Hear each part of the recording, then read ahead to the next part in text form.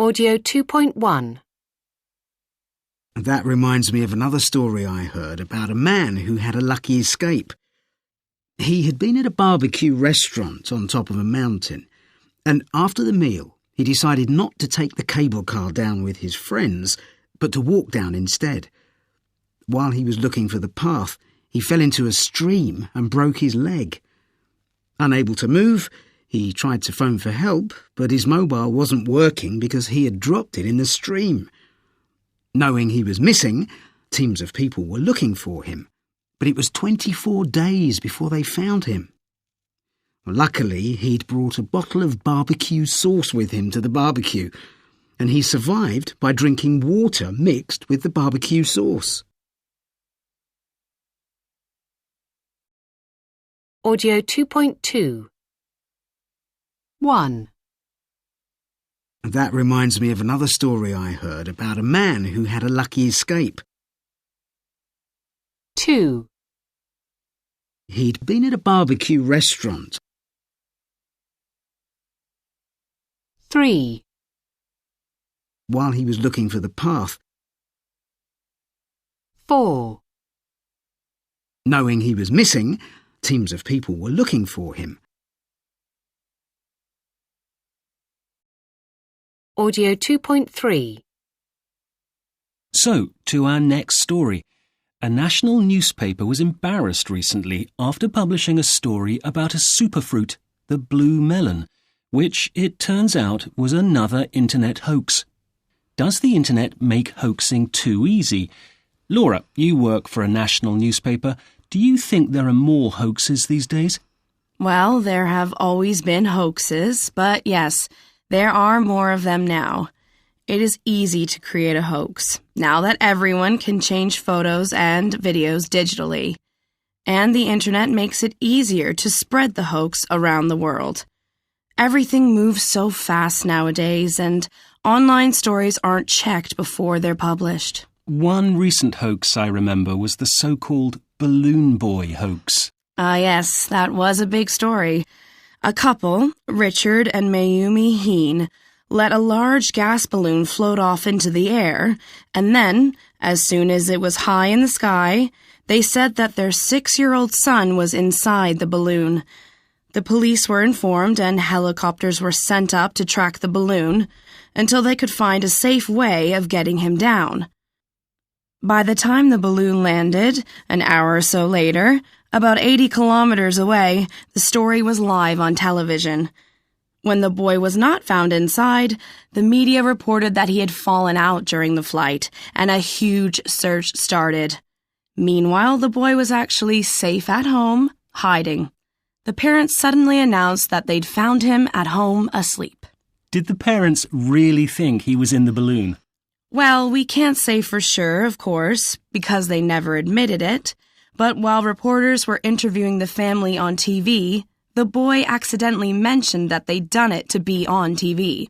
He was supposed to keep quiet about that, of course. That's incredible. Do you think most hoaxes are carried out to become famous? Yes, and that's not a new thing. Take the example of Piltdown Man. The scientists who claimed to discover that skull became very well known as a result. The publicity you get from a good hoax can also be useful in marketing a product. There have been quite a few advertising campaigns like that. But I don't think becoming famous or getting publicity is the only reason. Quite often, no one knows who started the hoax. Take the blue melon, for example. I imagine someone did that because they thought it was funny to make people believe it. But not all hoaxes are funny. For example, people in Britain have been calling the emergency number 999 because of a hoax saying that calling this number charges your phone battery. Really? Yes, it sounds stupid, but a lot of people believe this hoax, and it's caused real problems for the police and fire service. Some people seem to like creating hoaxes to cause as much trouble as possible. Audio 2.4. 1. A couple, Richard and Mayumi Heen, let a large gas balloon float off into the air, and then, as soon as it was high in the sky, They claimed that their 6-year-old son was inside the balloon. 2, The police were informed, and helicopters were sent up to track the balloon until they could find a safe way of getting him down. 3, By the time the balloon landed, an hour or so later, about 80 kilometers away, the story was live on television. 4, When the boy was not found inside, the media reported that he had fallen out during the flight, and a huge search started. Meanwhile, the boy was actually safe at home, hiding. The parents suddenly announced that they'd found him at home, asleep. 5, We can't say for sure because the couple never admitted it, but while reporters were interviewing the family on TV, the boy accidentally mentioned that they'd done it to be on TV. He was supposed to keep quiet about that. Audio 2.5. During the early 20th century, scientists were keen to find some evidence that would prove the link between early man and apes. In 1912, that evidence seemed to have been found while Dawson and Woodward were digging on a site in Piltdown in the south of England. As soon as they saw the jawbone and the skull, they decided that this must be the evidence science needed. Woodward claimed that both bones belonged to a human being who had lived about 500,000 years ago, during what is known as the Lower Pleistocene period.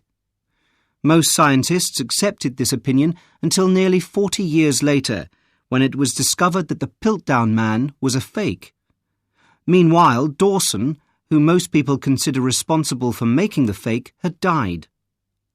The Piltdown man hoax truly damaged science, because by the time the hoax was discovered, scientists had wasted nearly 40 years believing a lie.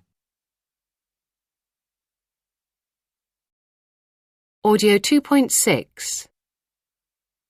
I heard this incredible story from a friend about a woman who lost her wedding ring. What happened? Well, she'd lost her wedding ring years ago, in 1995, I think, while she was baking in her kitchen. And although she looked everywhere, even taking up the kitchen floor, she couldn't find it anywhere. Oh no, that's awful. Yes, but then she found it again more than 10 years later. How? You're not going to believe this, but she was in the garden digging up carrots, and she suddenly noticed that one of the carrots was wearing her ring. What? You mean the ring was on the carrot?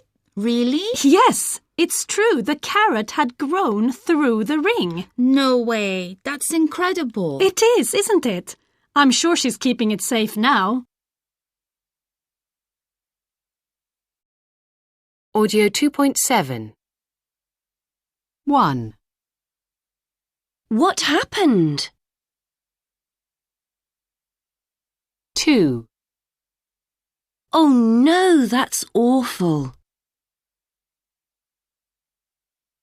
3, You're joking. 4, What? You mean the ring was on the carrot? 5, Really? 6, No way. That's incredible.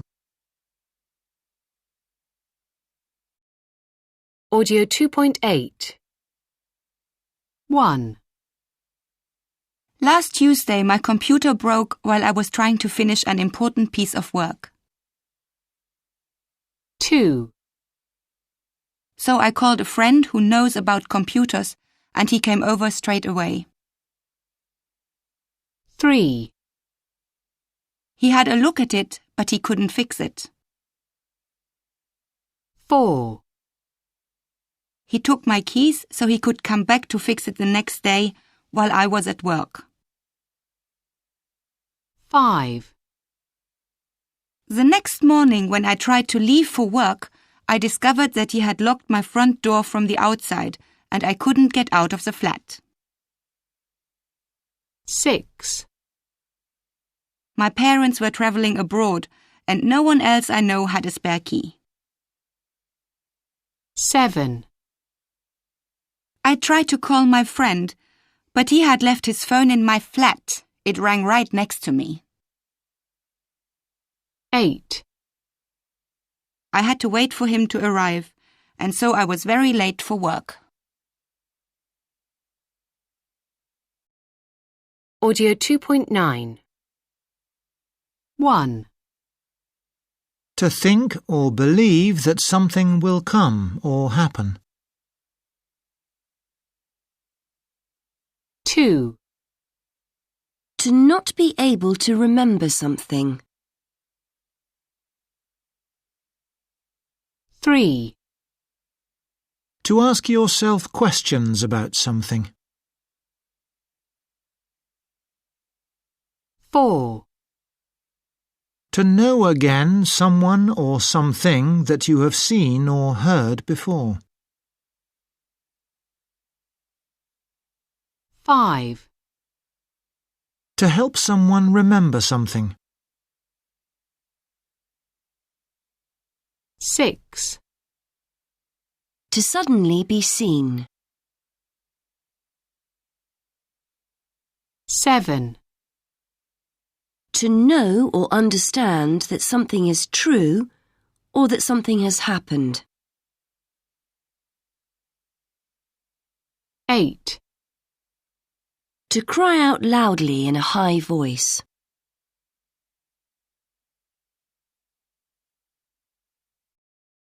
Audio 2.10. 1. You're not going to believe this, but I've lost my job.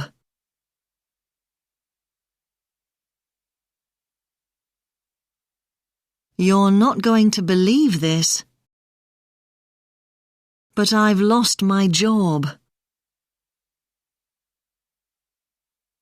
2. Someone told me there's going to be a bad storm tonight.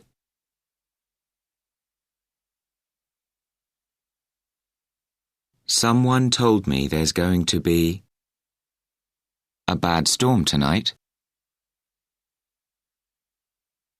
3. I heard that Jack has won the lottery.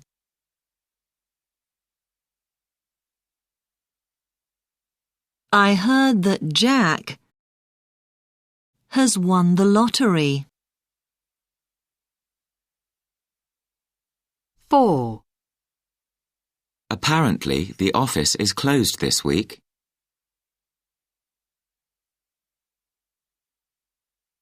Apparently, the office